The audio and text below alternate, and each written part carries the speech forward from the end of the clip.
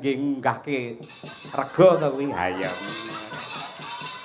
Alhamdulillah luar biasa. Kelok temenanan iki meriah. Men saya renggep regu Mas Gareng wis nenggah. Ya. Monggo dibarengke wae Mas Gareng Pacitan bersama Mbak Elisa Urcarus Alaso Cahyo Kuntadi. Yuk. Jumeneng bebarengan. Ayo coba. Arum Bali iso diaturake. Yuk.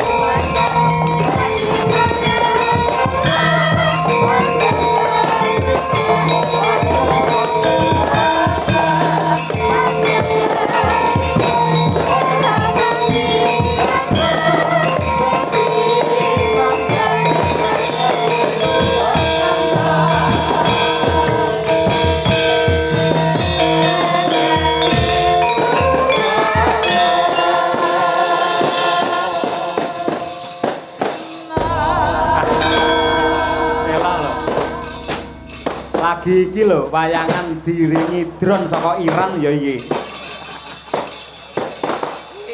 Wong nyambut gawe kok diringi bom. Ha iya. Oh, kaya ngene nyambut gawe nek Dong Banteng, Mas. Nggih. Ngeri banget. Lah ngopo? Kok kono banter kene banter. Kono ya swarane kaya ngene. Ha iya. Miris. Kayak iki sideme kapan, Mas? Iya.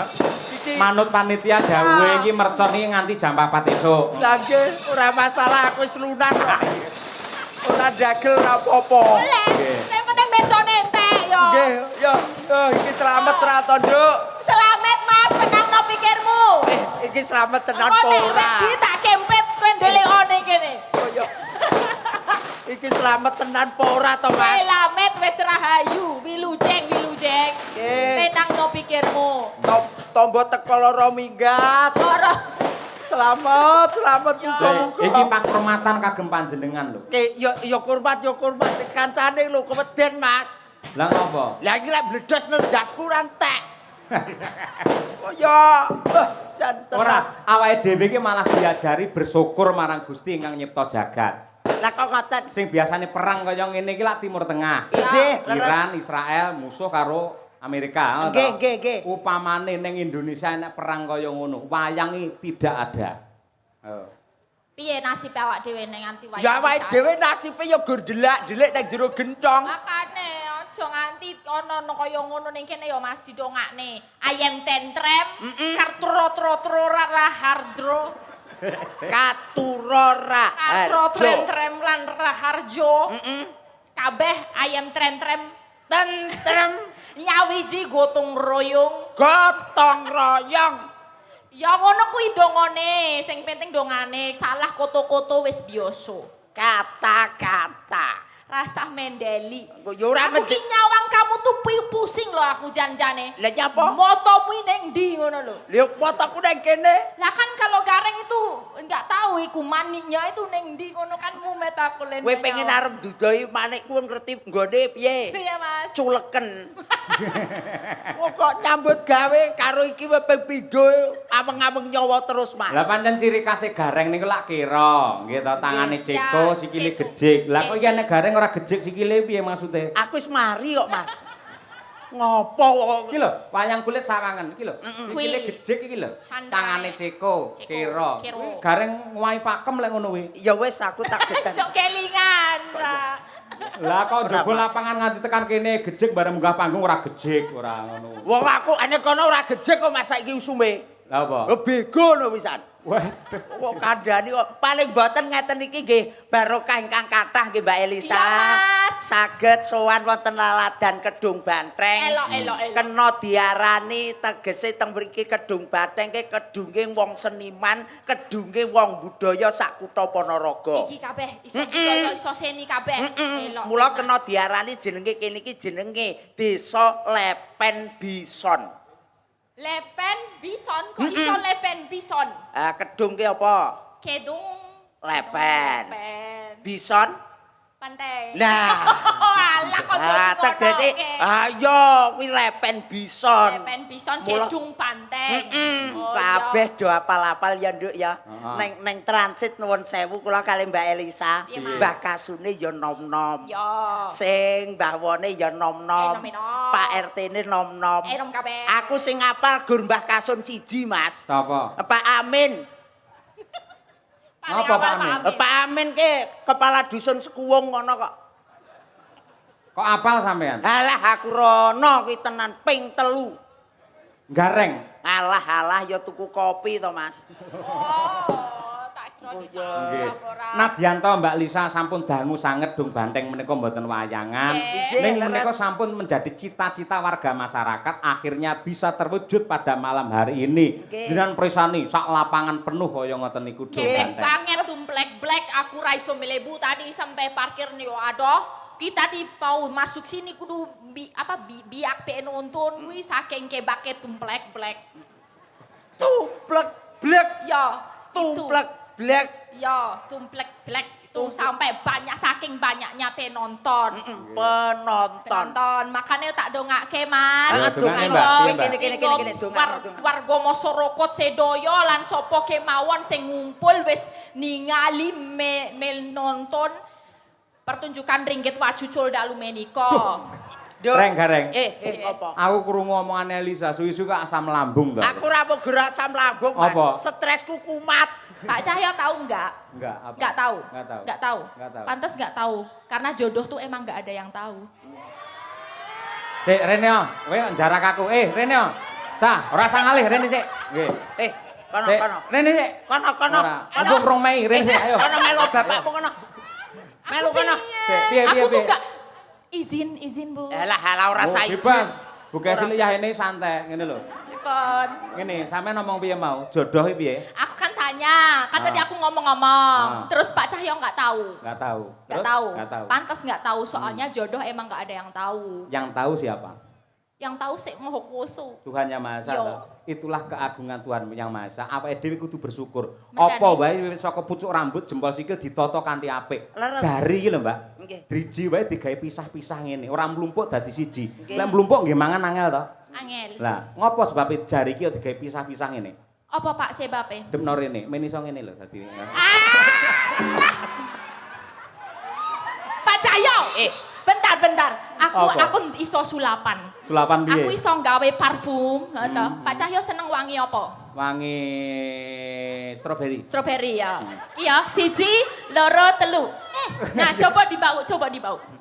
Wangine apa? Ora nek wangine apa-apa. Alah, delok.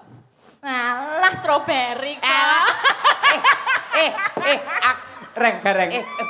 Tak omongi. ngopo. Iki rata isui 7 dina. Cobi jajal kula ambuke, Mas. Cobi, Mas. Nah, Nek oke. jenengan mau ambune napa? Stroberi. Stroberi jajal. Oh, nggih. Apa? Lah kok pesing ngene to, Son? Kok malah pesing ra ngono. Ora sia-sia lho ini dalang idolaku. Pak Cahyoku tadi. Ayo. Ya ora mung idolane jenengan. Lah, kok piye? Idolane warga masyarakat Ponorogo, Nduk. Spesial ya. Spesial. Mulane penonton sakmene oke, ya menunggu beliaunya, kiprahnya beliau sabetane piye apa neh nyabetke atiku, Mas. Waduh. Wes ayo. Awakmu kuwi rasa ngono. Apa? Lek Mas Cahyo ki kan ya wis enek bukesi. Ya ben Loh. 1122. 1 buat Sukesi Rahayu, tapi 2 untuk Elisa selamanya. Waduh.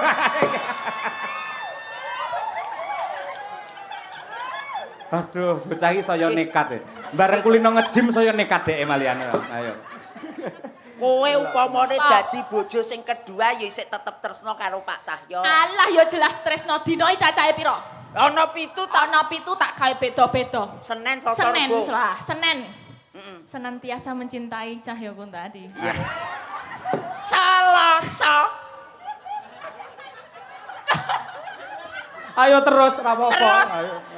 Selasa, walaupun ngene iki ramene tapi Selasa milik berdua. Terus. Cuman buat berdua aja. Langsung Rabu. Rabu. Aku nggak pernah rabu-rabu buat membuka notifikasi dari Cahyo Kuntadi. Soalnya ngopo notifikasinya tak beda. Napa? Beda nih, notifikasi munculnya neng HP, tapi geternya neng hatiku. Ini bareng suwi rame lu bahane wakeh malian. Ngopo? Berarti sing geter nek kene iki kaya atimu to? Sing geter. Ati ki neng kene kok neng kene. Iki mau Rebo, bar ngono Kamis. Chemistry-nya tuh selalu nyambung, mesti langsung jodoh chemistry-nya Pak Cahyo Kuntadi Elisa Orcarus Alaso. Ya Allah. Berarti kamu itu chemistry-nya sama Mas Cahyo Kuntadi luar biasa. Wis Biyen pas duwe pacar rawani omong ngono kuwi deh. Lah ya beda ana kipere ana satpame, sekarang kan free gitu loh. Jumat semua. Jumat ki lagu. Jumat kamu sayangku di dunia ini. Jumat kamu sayangku di dunia ini. Lek mau aku wis seneng tenan bareng saiki rada ragu-ragu. Kita kentuk iki malian iki. Kentuk ki apa? Kentuk ki apa kentuk? Wanita yang cantik itu namanya kentuk. Nah, wanita yang cantik itu namanya kentuk. Gak bohong, tenang. Gak bohong, tenang. Swear. Lho takono wong Ponorogo ngono kuwi. Kentuk napa Pak Bu? Cantik. Kula kentuk. Kula kentuk mboten. Kentuk banget. Ya pancen aku pancen sak kentuk-kentuke wanita. Si paling kentuk dhewe, tapi aku ya kudu menghormati, Mas. Menghormati kan aku sapa? nomor loro. Sing nomor 1 Mbak. Busu Kesi Rahayu. Busu Kesi. Berarti kudu sing kentuk beli. Bisa. Ya di voting dhisik to, di voting. Busu Kesi kentuk apa ora ngono. Ora rawani kentuk, bukan bekasi kentuk napa mboten, Pak Bu?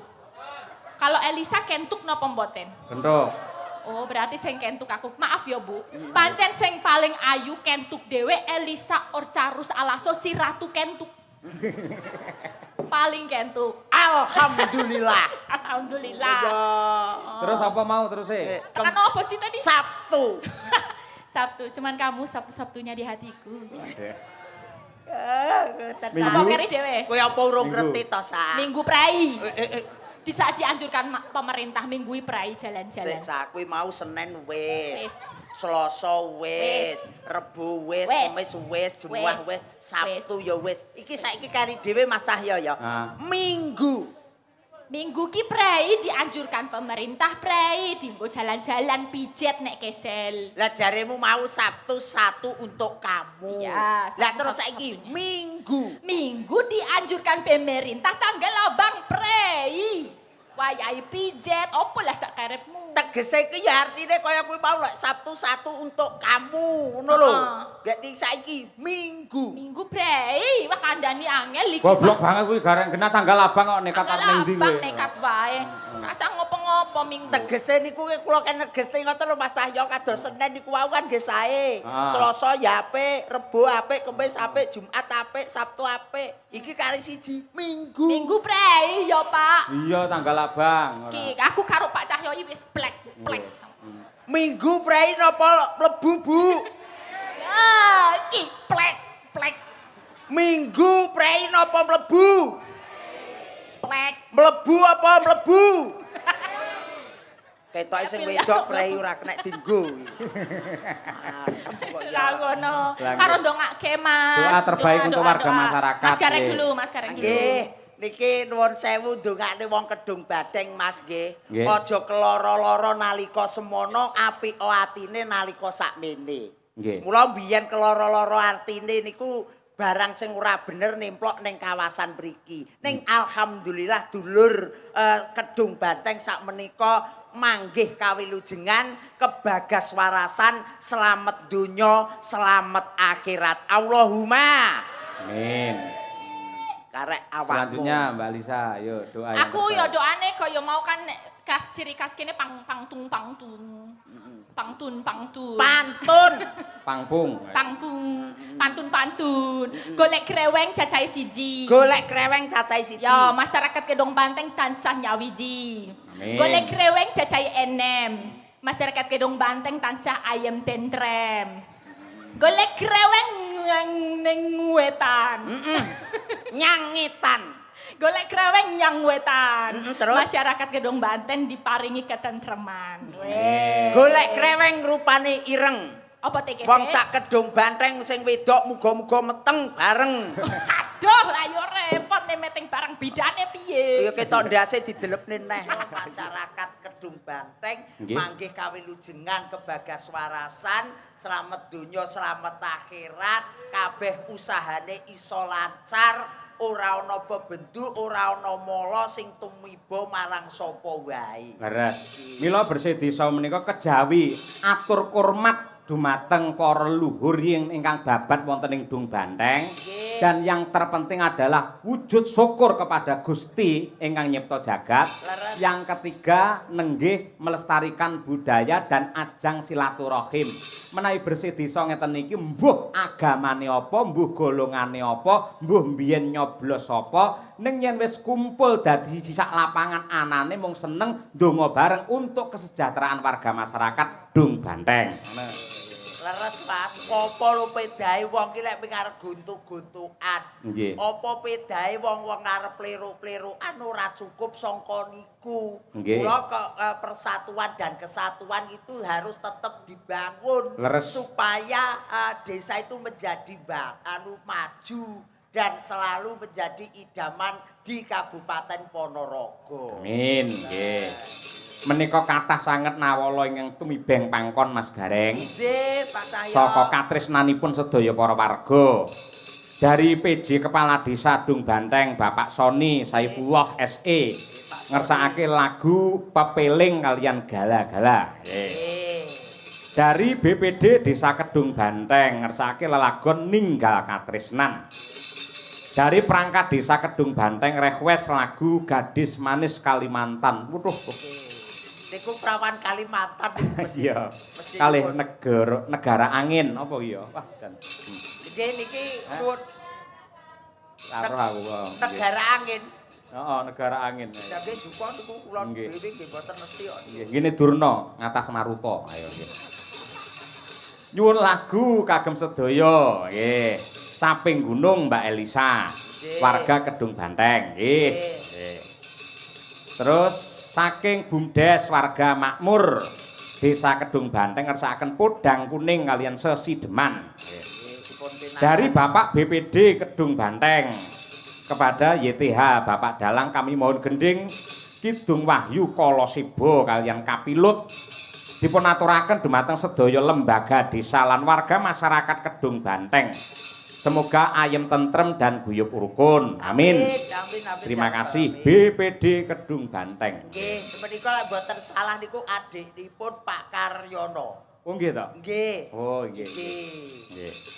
Assalamualaikum warahmatullahi wabarakatuh. Waalaikumsalam. Katur dumateng Mas Dalang Cahyo Kuntadi menawi kepareng kula badhe nyuwun lelagon Gubuk Asmara. Nggih, kula aturaken dumateng perangkat Desa Dung Banteng saha panitia bersih desa. Mugi tansah dipun sengkuyung warga masyarakat anggenipun nglestarekaken budaya tradisi. Wassalam saking kula. Pak Wah, sapa iki? Sapa Mas Gareng iki? Dukuh. Wahyudi ya. Pak Wahyudi Dukuh. Nggih, Wahyudi Dukuh. Niku Mbah Guru, niku Mbah Nggih. Guru, Mbah Dukuh. Dari panitia bersih desa minta lagu Katresnan Sejati. Nggih. Dari Primanet Wifi dan kawan ngopi lagu Kusumaning Ati. Ah nggih, Oh, dan pamundutan dulur mriki niki jan luar biasa. Nggih. Mulai songkok klasik, dangdut, keroncong dan lain-lain. Nggih. Kula niki nggih setunggal mboko setunggal dipinangkani ngoten nggih. Nggih. Mas Cahyo. Pamundhut saking Bapak PJ Kepala Desa Rumiyin ngersakaken Pepeling. Nggih. Nggih, dipun pinangkani. Jenengan ingkang mbawani? Wong kula lek ken bawa mboten matur, Mas. Lah napa? Wong kula niku gaene kali bawa amin lho. Gaene kula teng mriku lek bawa niku mboten pas niku. Kok mboten pas sebabe? Alah niku lek teng nggene pepeling to. Nggih. Ngelingne derma menungso supaya ngilangne barang sing ala mlebu barang sing apik. Oh, ngaten. Aku dhewe awakku rong apik karo ngomongni wong liya ora wani, Mas. Wah iya nggih. Siap. Yo coba diwiwiti saking anu mawon Mbak Lia, yo digeser engko dandang bulanipun. Nggih. Dandang kula rukun Islam mangke kalajengaken pepiling pamundhut saking Pak Kepala Desa Piji. Nggih, Pak Soni. Nggih. Yo Mbak Lia. Rukun Islam kang lima puniki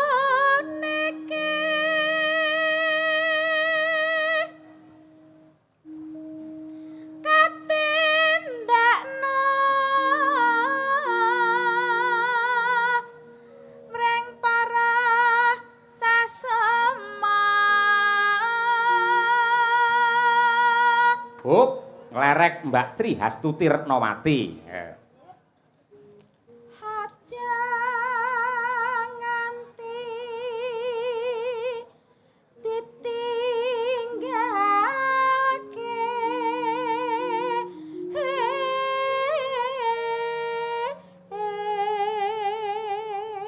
Sak garis engkas, Mbak. rukun Islam niku Nglerek Mbak Mira Kirana. Yo. Saking Nganjuk. Dari Nganjuk. sahadate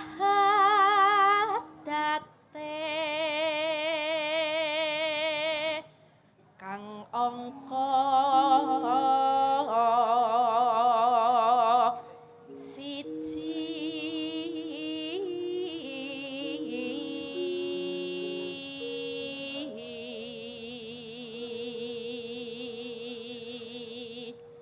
Mas Cahyo. Dalem. Menika ugi sedulur sedaya utawi Mbah Lurah sak Sukorejo. Sak kecamatan nggih, Mas. Nggih, menika rawuh sedaya, Mas. Wih nggih, sembah nuwun Bapak-bapak kepala desa ing wewengkon Sukorejo, sugeng laras, sugeng midhangetaken. Neh, sak garis engkas, Mbak. Kang angka loro salat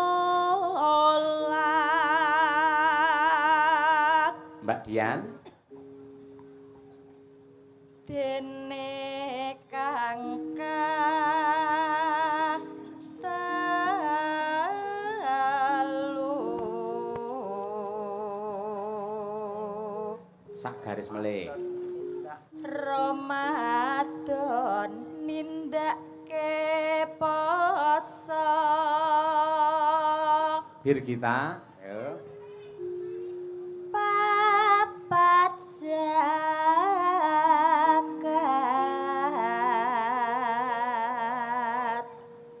ping 5 ngibadah haji. Nah, pas iki. Terakhir Winong Nawangse. Ngedum iso pas ini wangel lho. Ayo. Nggih. Jenengake wonten luar biasa kados Mbah Lurah Pak Soni. Ah, iya. Pokoke lek ngedum ki ora tau cecer. Lah nggih to, Mas. Pokoke arep pira-pira ya tetep didum padha. Leres. Ya. Rukun Islam sampurna.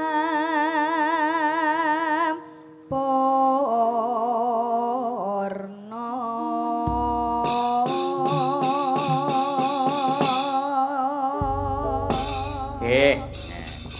Monggo dipun aturaken pepiling karya Abdi Solo Sumargi Ki Anom Surata. Yuk, dados.